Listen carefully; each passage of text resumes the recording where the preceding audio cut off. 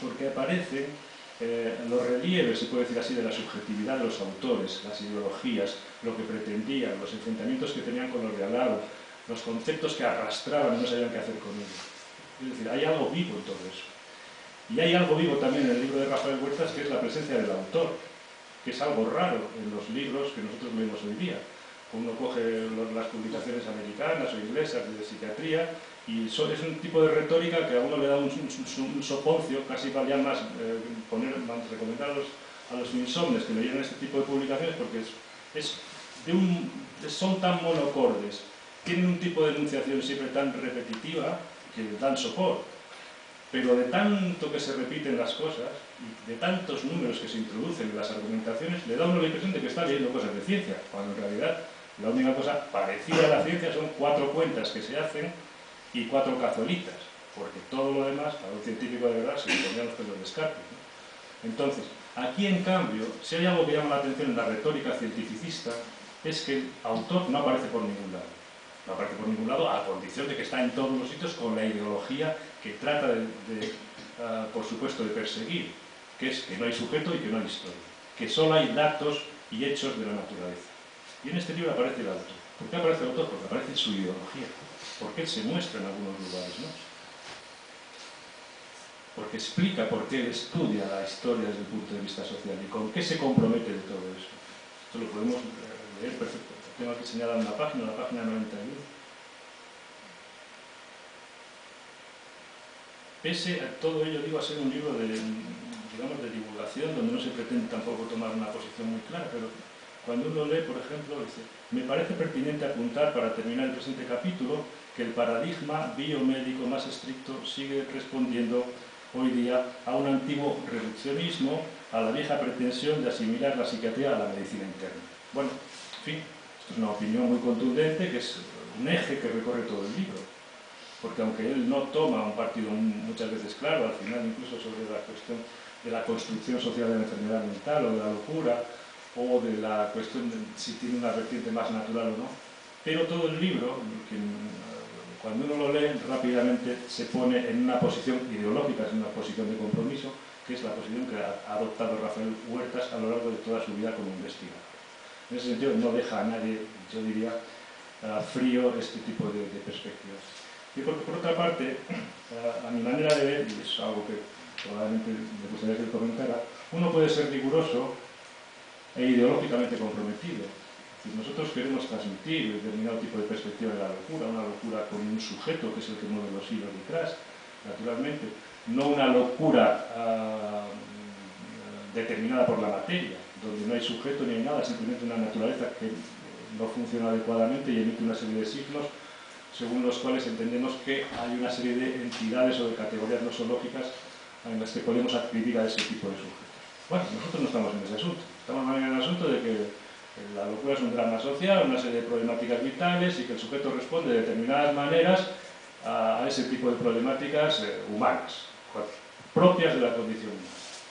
En ese sentido, claro, nuestro tratamiento va enfocado a ese tipo de problemática de la condición humana. En ese sentido, digo, uno puede ser riguroso, puede ser eficaz en su trabajo, sin ser en absoluto científico, me parece que para el trabajo que nosotros hacemos, la ciencia es lo peor de uno, el método de conocimiento que no debería de seguir, y al mismo tiempo puede ser riguroso con los datos y con los argumentos históricos que estudia. Porque entiendo que se puede ser riguroso a la hora de estudiar la historia, en este caso de la locura, y tener una ideología comprometida. Se puede ser un mal historiador y en cambio no tener ideología. Pero en ese sentido, Rafael Huertas es, en mi opinión, ejemplo de esto que acabo de decir, ¿no? Con lo cual, os recomiendo que leáis este libro, lo leeréis de un tirón, encontraréis muchísimas referencias, encontraréis muchísimos guiños de los que animan a estudiar, a dar vueltas a ciertas cuestiones, y seguramente amaréis algo que está por encima de todo, muy presente en todos nosotros, que es de qué manera se pueden decir cosas muy sencillas y que llegan, porque en este caso, este libro, como otros que conocemos, el último de Fernando Colina, por ejemplo, sobre la locura, explica muy bien cómo algo sencillo puede ser profundo y verdaderamente apasionante, ¿no?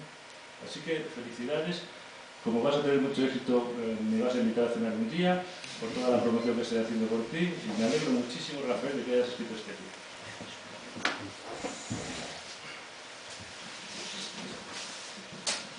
Buenas tardes, unos comentarios antes de que el autor nos ponga la obra con más síntesis de la que ya tiene en el propio libro.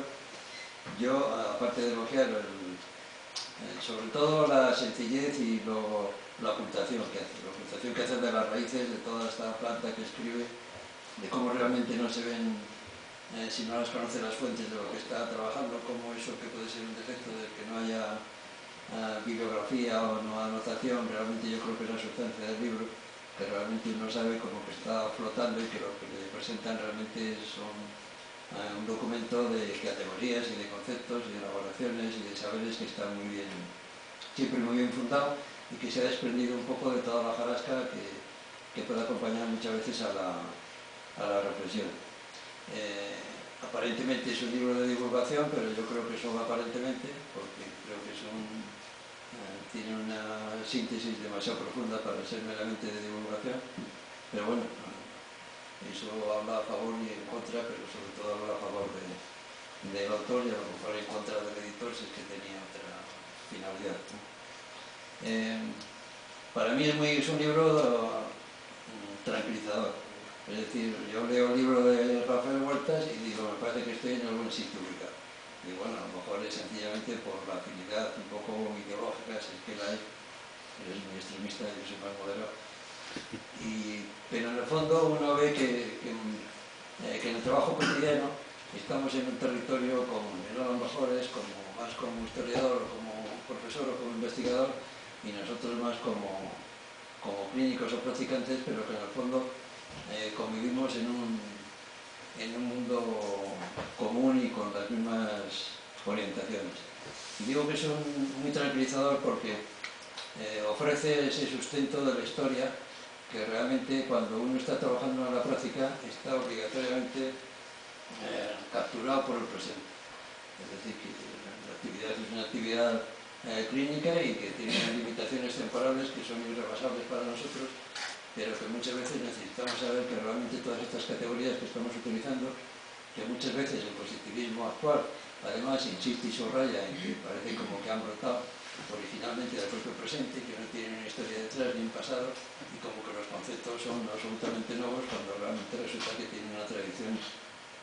muy larga. Y entonces desde ese punto de vista nos ayuda a poder ver cómo realmente hay una perspectiva muy antigua que viene desde la antigüedad clásica hasta el presente, y que nosotros realmente lo que estamos haciendo no es nada más que rellenar un capítulo de la historia de la locura, de la historia actualmente que se llama de las enfermedades mentales, pero que no se hace ninguna otra cosa en definitiva, y nos ayuda en cierto modo también pues a relativizar un poco todos los conocimientos que tenemos o que utilizamos en nuestra actividad diaria. Y por otra parte también ayuda muchísimo la perspectiva un poco histórica y social y cultural a buscar un sentido en los síntomas de las enfermedades, es decir, ese aspecto que está hoy día tan sustraído de la actividad cotidiana, o por lo menos del modelo más dominante que todos conocemos, más médico. ¿Qué es lo que uno ve y de repente se pregunta, bueno, ¿cómo es posible que una misma persona, que Rafael Huertas, pueda ir desde un aspecto de la psiquiatría de la antigüedad clásica, de la perspectiva de la locura, y de repente acaba hablando de la psiquiatría, ya no de la psiquiatría presente, sino del futuro que se representa? Es decir, yo creo que ahí hay una fuente ideológica que a mí también me sirve, porque yo creo que tiene dos raíces fundamentales y tiene dos padres en cierto modo. Y aquí yo creo que sería una orientación que me serviría de una especie de contradicción o de malestar quizá que tiene la página 102, porque por una parte en la página 102 está hablando, dice, os leo, dice: el movimiento antipsiquiátrico fue decayendo con relativa rapidez. Por un lado, se produjo un cierto vaciamiento de contenidos hasta convertirse en una moda contracultural con una nada desdeñable carga esteticista. Por otro, la crisis del estado del